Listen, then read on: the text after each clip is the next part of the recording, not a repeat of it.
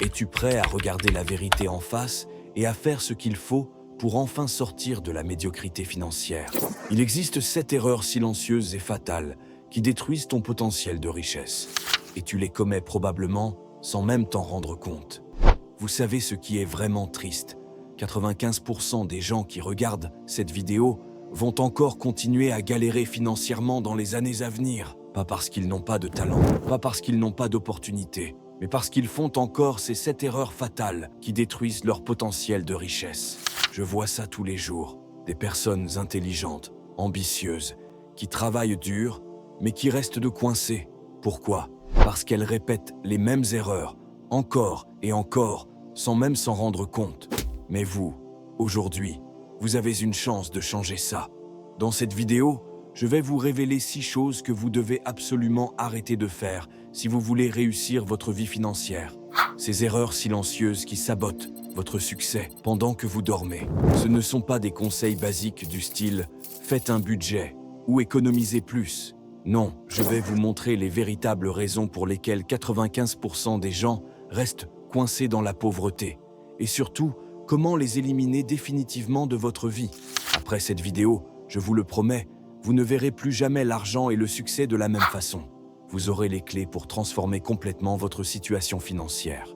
Mais attention, cette vidéo n'est pas pour tout le monde. Si vous cherchez des solutions miracles ou des raccourcis, vous pouvez partir maintenant. Par contre, si vous êtes prêt à affronter la vérité et à faire ce qu'il faut pour changer votre vie, restez jusqu'à la fin. Si vous êtes vraiment déterminé à transformer votre vie financière, prouvez-le-moi. Écrivez dans les commentaires. Je suis prêt à changer ma vie. Montrez-moi que vous êtes sérieux. Erreur numéro 1. Prêter de l'argent à sa famille. La première erreur fatale, et croyez-moi, celle-ci peut vraiment détruire votre vie financière et personnelle. Il ne faut jamais prêter de l'argent à un membre de sa famille. Je sais, ça peut paraître dur, mais c'est crucial. Laissez-moi vous expliquer pourquoi. Imaginez la scène. Vous prêtez 1000 € à votre cousin. Au début, tout va bien. Il y a des promesses de remboursement, des sourires, des remerciements. Mais les semaines passent, puis les mois. L'argent ne revient pas. Vous commencez à vous sentir mal à l'aise. Vous ne savez pas comment aborder le sujet sans créer de tension. Et c'est là que tout bascule. Les repas de famille deviennent gênants. Les relations se tendent. Ce qui était censé être un simple prêt devient une source de conflit qui peut détruire des années de relations familiales. Alors voici ma règle simple, et je veux que vous la graviez dans votre esprit. Si vous donnez de l'argent à votre famille, considérez ça comme un cadeau. Point final. Pas de « tu me rembourseras plus tard ». Si vous ne pouvez pas vous permettre de le donner, alors ne le faites pas du tout. Vous savez pourquoi? Parce que votre paix d'esprit et vos relations familiales valent beaucoup plus que n'importe quelle somme d'argent. Les moments en famille doivent rester des moments de joie, pas des sessions de recouvrement de dettes. Et je vais être direct avec vous. Si un membre de votre famille a constamment besoin d'emprunter de l'argent, le problème est plus profond. Au lieu de prêter de l'argent, aidez-le à développer de meilleures habitudes financières. Partagez vos connaissances, vos conseils. C'est ça, la vraie aide. Pensez-y une seconde. Est-ce que quelques centaines ou milliers d'euros valent le risque de briser des liens familiaux qui durent toute une vie? La réponse est non, 1000 fois non. Alors voici votre mission. Apprenez à dire non avec bienveillance. Proposez d'autres formes de soutien. Votre famille n'en sera que plus forte. N'oubliez jamais, l'argent peut être regagné, mais une relation familiale brisée est parfois irréparable. Faites le choix intelligent. Gardez l'argent et la famille séparés. C'est peut-être un des conseils les plus importants que je puisse vous donner pour votre réussite financière. Erreur numéro 2. Associer sa famille à ses business. Maintenant, parlons de la deuxième erreur. Et celle-ci, croyez-moi, je l'ai vue détruire tellement de rêves et d'ambitions. Je vais vous parler d'une erreur que beaucoup font et qui peut complètement saboter leur succès. Mélanger famille et business. Je vais être franc avec vous. Vous savez ce qui arrive quand vous parlez de votre nouveau projet à votre famille. C'est trop risqué. Tu devrais garder ton job stable. Et si ça ne marche pas, boum, votre enthousiasme vient de prendre un coup. Ce n'est pas que votre famille vous veut du mal, au contraire, ils veulent vous protéger. Mais cette protection, c'est justement ce qui peut tuer vos rêves avant même qu'ils ne décollent. Pensez-y une seconde. Quand Elon Musk a dit qu'il voulait construire des fusées, vous pensez que sa famille lui a dit « Vas-y, champion ». Probablement pas. Les grands entrepreneurs ont appris une chose, gardez vos projets pour ceux qui parlent le même langage que vous. Voici la vérité pure et dure. Si vous voulez réussir, parlez de vos projets à ceux qui ont déjà réussi ce que vous voulez accomplir. Ces personnes ne vous diront pas que c'est impossible. Elles vous diront comment le rendre possible. Et là, vous allez me dire « Mais ma famille peut m'aider ». Stop. Réfléchissez un instant. Quand vous mélangez famille et business, vous créez un cocktail explosif. Les décisions d'affaires deviennent des drames familiaux. Les désaccords professionnels deviennent des disputes personnelles. Imaginez devoir licencier votre cousin parce qu'il fait mal son travail, ou devoir dire non à l'idée de votre tante qui pourrait couler votre entreprise. Comment gérer ça sans détruire les relations familiales? Voici ma règle d'or. Gardez votre famille comme votre zone de confort, votre havre de paix. L'endroit où vous pouvez vous ressourcer quand les affaires sont dures. Ne transformez pas ce sanctuaire en champ de bataille. Je vais vous donner un conseil qui peut changer votre vie. Créez 2 cercles distincts. Un cercle familial pour l'amour et le soutien émotionnel. Un cercle professionnel pour vos ambitions et vos projets. Et vous savez quoi? C'est comme ça que vous protégez à la fois votre business et votre famille. C'est comme ça que vous gardez l'esprit clair pour prendre les bonnes décisions. Alors voilà votre mission à partir d'aujourd'hui. Trouvez des mentors, des partenaires, des conseillers qui ont déjà réussi dans votre domaine. Ce sont eux qui vous feront avancer, pas votre famille qui vous aime, mais qui a peur pour vous. Rappelez-vous, votre famille est là pour vous aimer, pas pour vous conseiller en business. C'est en respectant cette séparation que vous construirez votre succès, tout en préservant vos relations les plus précieuses. C'est dur, oui. Nécessaire, absolument. C'est le prix du succès. Erreur numéro 3. Parler de ses problèmes de couple à sa famille. Écoutez bien, je vais vous parler d'une erreur qui peut littéralement détruire votre bonheur. Je parle de partager vos problèmes de couple avec votre famille. C'est un piège dans lequel beaucoup tombent et les conséquences peuvent être désastreuses. Laissez-moi vous raconter ce qui arrive typiquement. Vous vous disputez avec votre partenaire.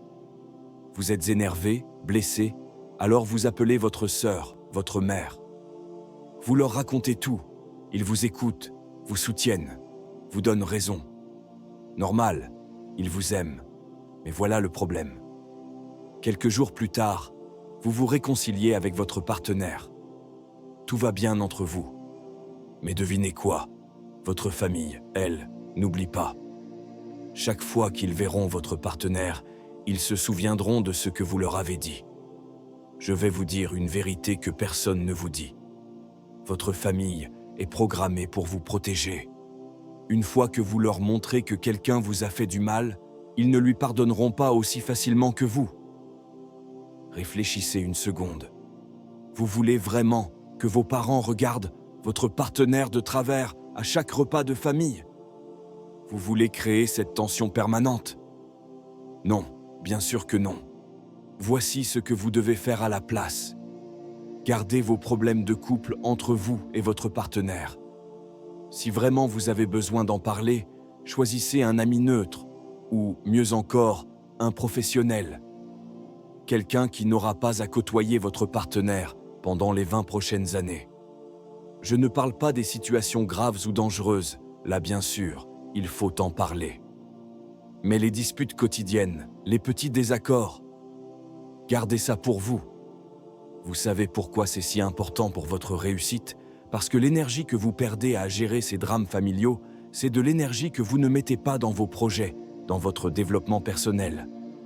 Imaginez, Au lieu de passer des heures à expliquer vos problèmes de couple à votre famille, vous pourriez utiliser ce temps pour apprendre, pour créer, pour avancer vers vos objectifs. Voici votre mission. La prochaine fois que vous avez un problème avec votre partenaire, arrêtez-vous. Respirez. Demandez-vous, est-ce que ma famille a vraiment besoin de savoir ça? Si vous voulez réussir, vous devez apprendre à gérer vos relations de manière intelligente. Protégez votre couple, protégez votre famille et surtout, protégez votre énergie. Rappelez-vous, les couples les plus solides sont souvent ceux qui gardent leurs problèmes privés. C'est dur, oui, nécessaire, absolument. C'est comme ça qu'on construit une vie équilibrée et réussie. Erreur numéro 4, se comparer aux autres. Maintenant, parlons d'une habitude toxique qui détruit silencieusement vos chances de succès. La comparaison. Arrêtez de comparer votre vie à celle des autres. Arrêtez de penser que les autres sont mieux que vous. Pourquoi? Parce que quand vous acceptez de vous comparer aux autres, c'est que vous ne connaissez pas votre valeur, que vous n'avez pas confiance en vous et que vous n'appréciez pas toutes les choses que la vie vous a données. Vous savez ce que vous faites chaque matin? Vous ouvrez Instagram, vous voyez quelqu'un qui a réussi et boum, vous vous sentez nul. Vous voyez un ancien camarade de classe devenir millionnaire à 25 ans et vous vous demandez ce que vous avez raté dans votre vie. Stop, arrêtez ça tout de suite. Je vais vous dire pourquoi cette habitude vous détruit. Quand vous vous comparez aux autres, vous jouez à un jeu que vous ne pouvez pas gagner. Vous savez pourquoi? Parce que vous comparez votre coulisse à leur scène principale. Vous voyez leur succès, mais pas leurs échecs, leurs nuits blanches, leurs moments de doute. Laissez-moi vous dire une vérité que personne ne veut entendre. Chaque personne que vous admirez a commencé exactement là où vous êtes. La différence? Ils se sont concentrés sur leur propre chemin, pas sur celui des autres. Vous pensez que Jeff Bezos passait son temps à se comparer à Bill Gates quand il vendait des livres dans son garage? Non, il était trop occupé à construire son empire. Voici ce qui se passe dans votre cerveau quand vous vous comparez. Vous créez une histoire où vous êtes toujours le perdant. Il a une plus belle voiture. Elle a une meilleure carrière. Ils ont plus de succès. Et pendant que vous perdez votre temps à faire ça, devinez quoi? Vous ne construisez rien pour vous-même. Voici ce qui compte vraiment. Votre progression personnelle. C'est tout. La seule personne à qui vous devez vous comparer, c'est vous-même d'hier. Je vais vous donner un exercice simple. Ce soir, prenez 5 minutes. Écrivez tout ce que vous avez accompli depuis un an. Tout, même les petites victoires. Vous serez surpris de voir tout le chemin parcouru. Vous savez ce qui est fou? Les gens les plus riches, les plus accomplis que je connaisse, ne se comparent jamais aux autres. Ils sont trop occupés à poursuivre leur vision. Voici votre mission. La prochaine fois que vous sentez ce besoin de vous comparer, arrêtez-vous. Demandez-vous, est-ce que cette comparaison m'aide à avancer vers mes objectifs? La réponse est toujours non. À la place, concentrez-vous sur votre progression. Célébrez vos victoires, même les petites. Erreur numéro 5. Restez dans sa zone de confort. Laissez-moi vous dire une vérité qui dérange. Les gens qui réussissent ne sont pas plus intelligents que vous. Non, la seule différence, c'est qu'ils ont eu le courage de faire ce qui vous fait peur. Regardez autour de vous. Vous voyez ces entrepreneurs qui cartonnent, ces investisseurs qui font fortune. Ils tremblaient aussi au début. Mais ils ont fait quelque chose que vous ne faites pas. Ils ont agi malgré la peur. Le confort est votre pire ennemi. C'est comme un fauteuil super confortable qui vous aspire. Plus vous y restez, plus il est difficile d'en sortir. Et pendant que vous restez là, confortable, la vie passe. Les opportunités filent. Je vais vous dire un truc qui va vous secouer. Chaque jour où vous restez dans votre zone de confort, quelqu'un d'autre prend les risques que vous n'osez pas prendre. Quelqu'un d'autre saisit les opportunités que vous laissez passer. Vous attendez quoi?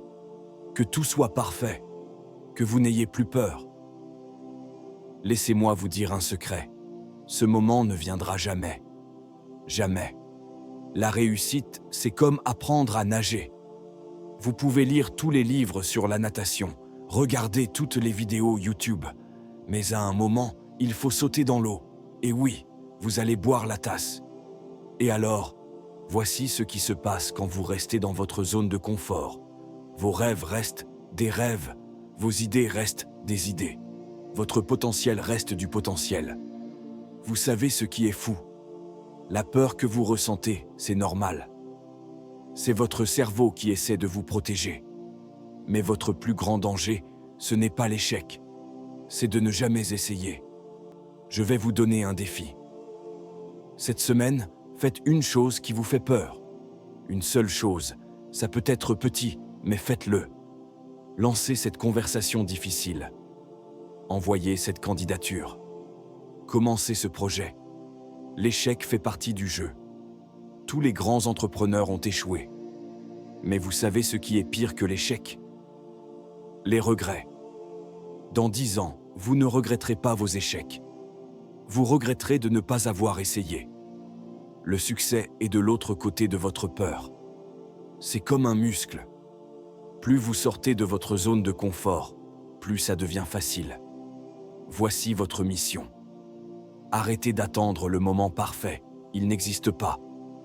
Commencez maintenant, avec ce que vous avez, là où vous êtes. La richesse, le succès, tout ce que vous voulez, est de l'autre côté de votre zone de confort. La question est, êtes-vous prêt à sortir de votre fauteuil confortable pour aller le chercher? C'est votre choix. Mais rappelez-vous, dans 10 ans, vous serez exactement la même personne, sauf pour les risques que vous aurez pris et les livres que vous aurez lus. Alors, qu'est-ce que vous allez faire aujourd'hui pour sortir de votre zone de confort? Erreur numéro 6. Négliger son éducation financière. Parlons maintenant d'une erreur silencieuse qui empêche tant de gens d'atteindre la liberté financière. Négliger son éducation financière. Vous savez ce qui est fou? On passe des années à l'école à apprendre des choses qu'on n'utilisera peut-être jamais, mais on ne nous apprend pas comment gérer notre argent. C'est comme si on vous donnait une voiture sans vous apprendre à conduire. La plupart des gens passent plus de temps à planifier leurs vacances qu'à planifier leur avenir financier. Et puis, ils se demandent pourquoi ils sont toujours fauchés à la fin du mois. Voici la vérité brutale. Si vous ne prenez pas le contrôle de votre éducation financière, quelqu'un d'autre contrôlera votre argent. Les banques, les entreprises, les gouvernements. Ils adorent les gens qui ne comprennent pas comment fonctionne l'argent. Vous pensez que les riches sont riches par chance? Non, ils ont appris les règles du jeu de l'argent. Et devinez quoi? Ces règles, vous pouvez les apprendre aussi. Je vais vous donner un exemple concret. Savez-vous ce qu'est l'intérêt composé? Einstein l'appelait la 8e merveille du monde. Comprendre ce concept peut littéralement changer votre vie financière. Mais combien de gens le comprennent vraiment? Voici ce qui se passe quand vous négligez votre éducation financière. Vous prenez de mauvaises décisions. Vous tombez dans des pièges. Vous laissez passer des opportunités. Je vais vous donner une mission. Chaque jour, consacrez 30 minutes à votre éducation financière. Lisez un livre sur l'investissement. Écoutez un podcast sur l'entrepreneuriat.